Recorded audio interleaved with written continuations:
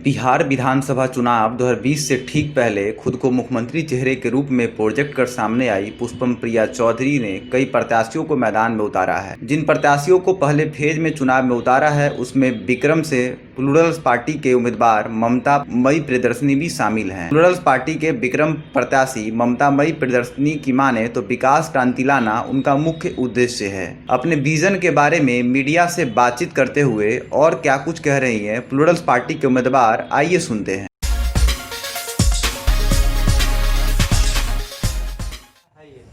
खोइचा अभियान तो हम लोगों ने मैडम पुष्पम प्रिया चौधरी ने इसलिए शुरू किया है कि एक हमारे यहाँ का ट्रेडिशन है कि जब घर से कोई बेटी विदाई होती है या कोई जाता है बाहर तो उसको आप सुहागन के रूप में या उसको आप उसके प्रोग्रेस के लिए उसको अच्छा करने के लिए आप एक सौभाग्य के रूप में एक चावल का अक्षत दूब और जो सिक्का है वो देते हैं।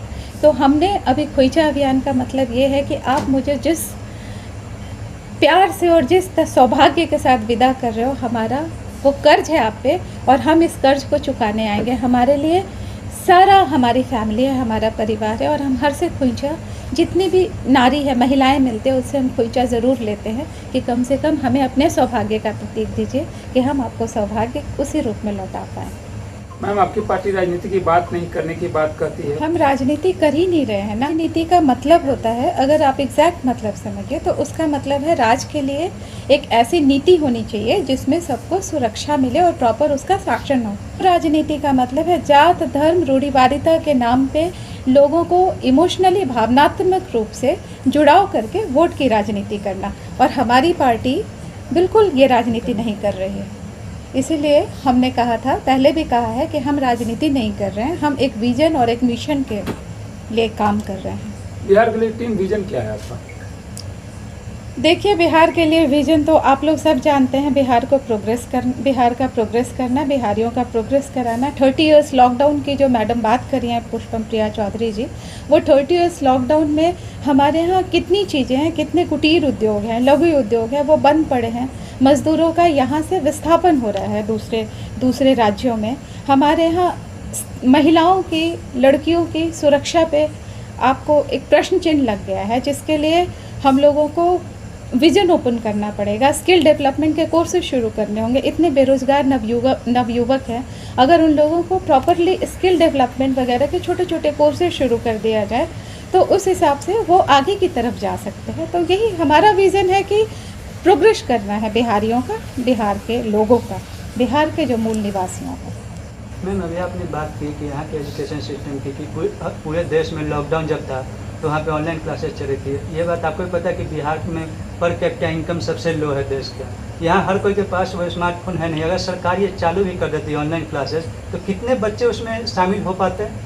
हम अभी ये हमने जब विजन की इन्होंने बात करी ना कि विजन क्या है, तो हमने कहा कि कंप्यूटर शिक्षक होने चाहिए, प्रशिक्षण होने चाहिए। जब लॉकडाउन हुआ और उसके बाद जब ओपन होता तो कम से कम ये सब चीज़ें कि कंप्यूटर है आपके पास तो आपको बेसिक चीज़ें पता तो है। आप नहीं करते स्मार्टफोन, लेकिन चलिए पर कैपिटा इनकम की बात मत करिए, आप इसकी बात करिए कि 20% के घर में भी स्मार्टफोन है, तो कम से कम एक शुरुआत तो हो सकती थी। अभी तो ज़ीरो की बात कर रहे हैं हम। विक्रम विधानसभा क्षेत्र के मतदाताओं के लिए क्या कुछ संदेश देना चाहेंगे आप? हम बस यही देना चाहेंगे कि आज हमारी किसी से बात हो रही थी, उन्होंने कहा कि आप क्रांति करने उतरे हैं, क्रांति करिए। एक मौका मिला है, इन सब चीज़ों से परे एक बारी आपको शिक्षित उम्मीदवार बिल्कुल विजन के साथ जो आई है द प्लूरल्स पार्टी, उसमें जहाँ पे न किसी के ऊपर कोई छवि पे साफ सुथरी सबकी छवि है और सब लोग फुली एजुकेटेड है, आप उनको एक मौका दीजिए। हमारे विजन के साथ अपने विजन को मिला करके चलिए, जिससे ये मशाल जल करके बिहार को प्रोग्रेस कर पाए हमारे लिए। आप अपने आप को एक नेत्री के रूप में देखती हैं या बेटी के रूप में? मैं अपने आप को बेटी के रूप में देखती हूँ, समाज सेविका के रूप में देखती हूँ। नेत्री के रूप में इसलिए देखती हूँ कि मैं इन बेटियों का नेतृत्व करके उनको प्रॉपर सुशासन देना है, लेकिन मैं नेता वाले नेत्री के रूप में नहीं देखती। मैं इन बेटियों के अपने आप को नेत्री के रूप में देखती हूँ। और स्वास्थ्य के बारे में देखा जाए तो आपका क्या राय है? राय क्या है? शिक्षित उम्मीदवार को आप लोगों ने चुना है, जिसको प्रबंधन की क्षमता है हमारे में, अगर आप हमें चुनिए, देख क्यों नहीं होगा, चाहे और विकास होगा।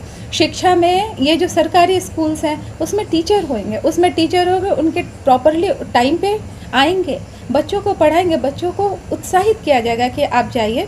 सिर्फ आप 2 मिनट के लिए 10th और 11th में जो लड़कियां पढ़ने जाती हैं कि हमको लालच में ना पढ़ाया जाए, उनको इस हिसाब से घर से पूरा कम्प्लीटली विकास होगा। राजनीति के समय वादे करना एक और बात है, लेकिन पार्टी वादा करके कहीं न कहीं चुनाव बाद उस वादे को भूल जाती है, क्या कहेंगे?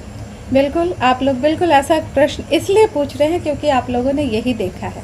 एक बारी द प्लूरल्स पार्टी को देखिए, हम लोगों ने कोई भी वादा जो हमने पार्टी का मैनिफेस्टो है जो, या हम लोग जो विक्रम का एजेंडा लिख रहे हैं विक्रम की जनता के लिए, 2 दिन में वो आ जाएगा, पार्टी का प्रोटोकॉल है, उसके बाद एक बार ओपन करते हैं। हम लोगों ने कोई भी ऐसा वादा ही नहीं किया है जिस पे हम वादा खिलाफी करें। हम बात कर रहे हैं पुस्तकालय की, जिसको बैंक्वेट हॉल में परिवर्तित कर गया है।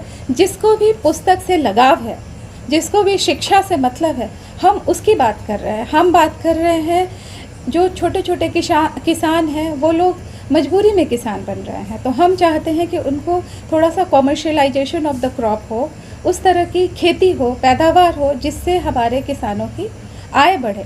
हम बात कर रहे हैं उस लड़के की जिसके हम बात कर रहे हैं उस विक्रम की जहाँ पे स्नातकोत्तर शिक्षा के लिए कोई प्रबंध नहीं है। पीजी करने के लिए लड़कियों को और लड़कों को बाहर जाना पड़ता है। हम बात कर रहे हैं हायर एजुकेशन की। हम बात कर रहे हैं उस सरकारी स्कूल की जहाँ पे शिक्षकों की कमी है। अभी जो कोरोना काल में जो लॉक की प्रक्रिया जब भी हुई थी, तो बिहार के बाहर चले जाइए, हर स्कूल में ऑनलाइन एजुकेशन का प्रावधान था। हमारे यहाँ क्या था, हमारे यहाँ जितने दिन से लॉकडाउन हुआ कोविड काल में, उतने दिन से सारे बच्चे जो है घर में बैठे थे। हम बात कर रहे हैं हर सरकारी स्कूल में प्रॉपर टीचर की। हम बात कर रहे हैं वहाँ पे कंप्यूटर के एक शिक्षक की, जिससे भी बेसिक एजुकेशन से क्लास 1 से लोगों को कंप्यूटर का ज्ञान मिले। हम सिर्फ प्रोग्रेस की बात कर रहे हैं, इसमें वादा करके वादा खिलाफी का कोई मतलब ही नहीं है, क्योंकि हम बहुत रियल बात कर रहे हैं। हम कोई बड़े ना वादे कर रहे हैं, बड़े वादे, और ना हमें वादा खिलाफी करनी है। हमें बिहार को प्रोग्रेस करना है, और मैडम इसी चीज़ के लिए इसको लेके आई है। पहली चीज़, एक छोटी नौकरी के लिए आप जाते हैं, एक छोटे इंटरव्यू के लिए जाते हैं, वहाँ पे आप बात करते हैं कि आपकी क्वालिफिकेशन क्या है, आप इंटरव्यू दीजिए, उसके बाद आपको सेलेक्ट किया जाएगा। सर, ये सत्ता चलानी है। यहाँ पे आपको एजुकेशन अगर नहीं होगा, madam London school of economics से स्पेशली ये पढ़ाई करके आई हैं कि अर्थशास्त्र का कैसे बिहार के लिए क्या रिसर्च है।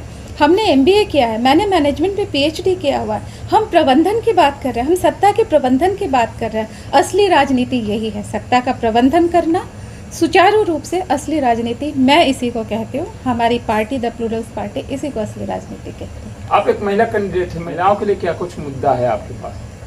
सर, हम इसी धरती के यहाँ की तो हम बहू हैं, और जिस तरह से हम लोगों ने जो स्ट्रगल किया है अपने आप को प्रॉपर एजुकेशन लेने के लिए, इस तरह से जो वो स्ट्रगल हम चाहते हैं कि हमारी जो नई बच्चियाँ हैं, जो नए नौनिहाल हैं, उनको ये फेस ना करना पड़े।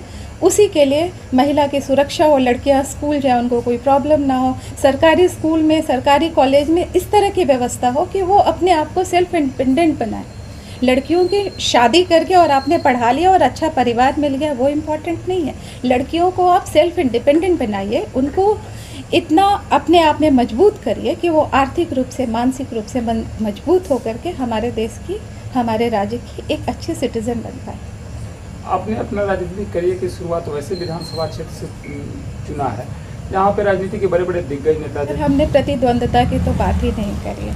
हम बात कर रहे हैं, हम कहते हैं कि जब भी अगर आपको कोई बड़ी लकीर, अगर आपको लकीर को छोटी करनी हो तो आप उसके आगे बड़ी लकीर खींच लीजिए। मैं सिर्फ अपनी लकीर को बड़ी करने की बात करूँ, मुझे किसी की लकीर कितनी बड़ी हो और कितनी छोटी, उससे मुझे कोई मतलब नहीं है। इसीलिए प्रतिद्वंद्विता नहीं है। प्रतिद्वंद्विता करनी है तो हम करेंगे ना, दूसरे स्टेट से प्रतिद्वंद्विता करेंगे, दूसरे राज्य से प्रतिद्वंद्विता करेंगे ना, कि गुजरात इतना आगे बढ़ रहा है, पंजाब इतना आगे बढ़ रहा है, हरियाणा इतना आगे बढ़ रहा है, उनके यहाँ शिक्षण संस्था, सरकारी स्कूल में इस तरह से कई तरह की बातें हो रही, हम उसकी बात करेंगे ना। प्रतिद्वंद्विता हेल्दी होनी चाहिए, तो हम दिग्गजों की क्या प्रतिद्वंद्विता की बात। आप प्रतिदिन जन संवाद कर रहे हैं, आम जनता की समस्या को सुन रहे हैं, क्या कुछ निकल के आ रहा है जो आपको इसमें, अगर विधानसभा में सफलता मिलता है तो उनकी समस्याओं को कैसे देखती हैं? सर एक पंक्ति है, बहुत बड़े हमारे महापुरुष ने कहा था, मैं आज बात भी कर रही थी, कई महापुरुष हुए वो अपने पीछे पद चिन्ह छोड़ गए। कई महापुरुष हुए वो अपने पद चिन्ह छोड़ गए, लेकिन वो मिटे नहीं क्योंकि उन पर कोई चला नहीं। हमें पद चिन्ह बनाना है।